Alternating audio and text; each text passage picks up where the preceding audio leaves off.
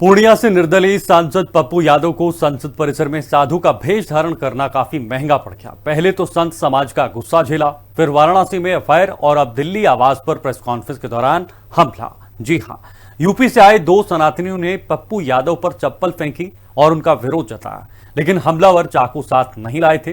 तो सवाल ये कि इस हमले के पीछे कौन है, ये रिपोर्ट देखिए।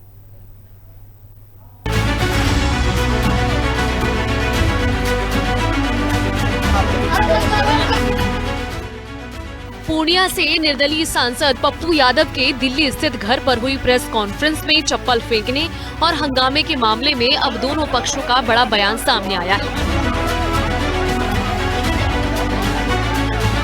एक तरफ पप्पू यादव ने उन पर चाकू से हमले की कोशिश का आरोप लगाते हुए इसे सुरक्षा में बड़ी चूक बताया, तो वहीं दूसरी तरफ आरोपी हैप्पी शर्मा ने दावा किया कि वे पूरी तरह निहत्थे थे, वे सिर्फ सवाल पूछने वहां गए थे। जान से मारा। क्या इसकी पहले से कोई आपको धमकी मिली थी? डेली बाबा लोग कह रहे हैं चला दो, 51 लाख रुपया देंगे, 11 लाख रुपया देंगे, सब कह रहे हैं मारो। हम तो बचाई, अब तो देखिए हम उस पर बैठ सो गए कि नहीं सो गए। पुलिस का आपने उसको पकड़ के पुलिस को दे दिया? सर, आपने पुलिस को दिया या कहाँ गया वो शख्स? तो थाना प्रभारी न जाने जो वर्दी में थे। जी, पर आप बहुत गंभीर वो बात कह रहे हैं, आपके हाथ में एक चाकू है क्या? वो व्यक्ति लेके आया था? फोटेज दिखाया भैया, अभी तो मारने की साजिश है। कुछ नहीं है, वहाँ जो है साधुओं का प्रोटेस्ट चल रहा था, तो हम बुलंदशहर से आए थे साधुओं के प्रोटेस्ट में साथ देने। हाँ, साधु संतों का प्रोटेस्ट चल रहा था, हमने न्यूज़ में देखा था। तो पप्पू यादव साधुओं पर अभद्र टिप्पणी करते हैं, हमारे आराध्य भगवान हैं, उन्हें जूतों में फेंकते हैं, तो उसलिए हम साधुओं के साथ के लिए आए थे। तो हमने देखा तो वहाँ साधुओं को हटा दिया गया वहाँ से। तो हमने कि अब क्या करें, तो हमने सोचा सांसद जी से मिल लेते हैं, पप्पू यादव से मिल लेते हैं। तो हम भीतर गए, हमारी चेकिंग होके गई, हम पे कोई कुछ नहीं था। पप्पू यादव के वकील ने बताया कि लगातार मिल रही धमकियों के बाद दिल्ली पुलिस को 2 बार लेटर लिखकर सुरक्षा बढ़ाने की मांग की गई थी, लेकिन फिर भी सिर्फ 3 सुरक्षाकर्मी ही तैनात किए गए। उधर हमलावर की मां का रो रो कर बुरा हाल। दिल्ली पुलिस की विफलता दिखाती है, दिल्ली पुलिस की षड्यंत्रगर्दी दिखाती है कि सत्ता पक्ष के साथ मिलकर दिल्ली पुलिस किस तरीके से 6 बार सुने गए सांसद के खिलाफ षड्यंत्र में संयोग कर रही है।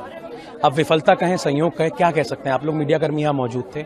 2 दिन से हम लोग लगातार ये रिपोर्ट देते आ रहे हैं, ये कंप्लेंट देते आ रहे हैं कि एक 6 बार के सुने गए सांसद के खिलाफ इस तरीके का षड्यंत्र रचा जा रहा है।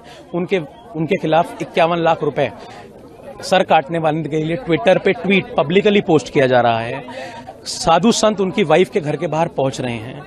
मैं तो ये चाह रही हूँ भैया मेरे घर आ जा सही सलामत, और मुझे कुछ नहीं चाहिए, ना मेरा राजनीति में ना मेरा कायम है, ना मुझे नहीं पता भैया कौन उसको लेकर गया। मेरा तो मेरे घर को ऑफिस में गया, लैंच बंधवा कर गया है।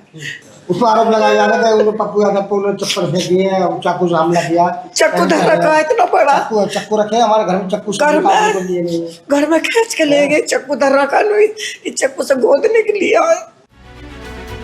इस हंगामे को लेकर जहां अखिलेश यादव ने इसे बीजेपी की हताशा करार दिया, तो वहीं यूपी सरकार में मंत्री ओपी राजभर ने इस पूरे वाकये को पप्पू यादव का ड्रामा करार दिया है। तो उधर सियासी गलियारों में आरोप प्रत्यारोप का दौर शुरू हो गया है।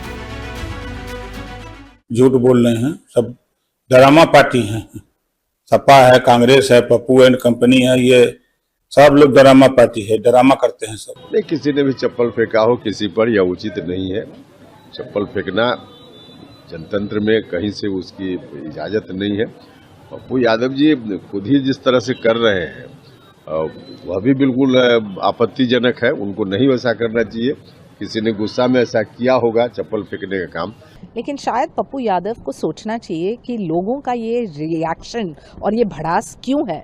जो आप सनातन को ऐसे अटैक करते हैं, जो आप विवादक बयान देते हैं और फिर आप ये गुंडागर्दी को फैलाते हैं, तो एक रिएक्शन मिलेगा ही। लोगों का जो भड़ास है वो इस वजह से है कि आपने कोर इश्यूज का जवाब नहीं दिया। फ्लड्स हो, जॉब्स हो, लॉ एंड ऑर्डर, आपने सिर्फ सनातन को लेके आपकी नीची राजनीति की है। ये इल्जाम लगा रहे हैं कि भाई साधु का अपमान हुआ है। क्या साधु का कॉपीराइट उन्हीं के पास है, वही पहन सकते हैं भगवा रंग के कपड़े, क्या और हिंदुस्तानी नहीं पहन सकता? और जहां तक सवाल ये है, इन्हें अभी उत्तर प्रदेश में जो राष्ट्रीय अध्यक्ष हैं उनके काफिले में जो है, उनके जुलूस में जो भगवान हनुमान को डांस करते हुए दिखाया गया है, क्यों उस पर एक्शन नहीं हुआ उस चीज पे? दरअसल ये पूरा बवाल तब शुरू हुआ जब संसद भवन परिसर में बीते शुक्रवार को पूर्णिया से निर्दलीय सांसद पप्पू यादव गेरुआ ड्रेस पहनकर साधु बनकर पहुंचे।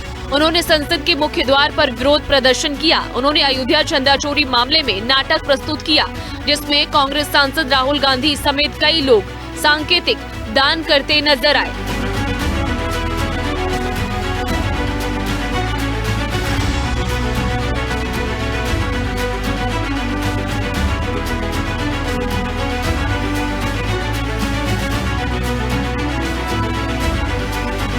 वीडियो सामने आने के बाद बनारस में उनके खिलाफ एक याचिका दायर की गई, जिसमें पप्पू यादव और राहुल गांधी पर धार्मिक भावनाएं आहत करने का आरोप लगाया गया। शिकायत के आधार पर दोनों नेताओं के खिलाफ एफआईआर दर्ज कर ली गई है। नहीं, जिसे अगर देश में पैदा हो तो परंपरा को तो मानना चाहिए। अगर समाज को बात नहीं माने तो उससे आप अपना दिमाग खराब हो जाता है। देश में चाहे जो पैदा हो परंपरा मानना चाहिए, किसी का विपक्ष बनाना ठीक नहीं है। राजनीति चाहे हिंदू हो मुसलमान हो, देश में ही है ना, जिसकी जो परंपरा उसको मानना चाहिए। जहाँ पहले उसकी परंपरा मानना जरूरी है। इस पूरे मामले पर सफाई देने के लिए पूर्णिया सांसद ने अपने आवास के बाहर प्रेस कॉन्फ्रेंस की, लेकिन इसी दौरान वहां मौजूद विरोधियों और समर्थकों के बीच कहासुनी हो गई। बाद में ये कहासुनी विवाद में बदल गई। स्पेशल रिपोर्ट, हिंदी खबर।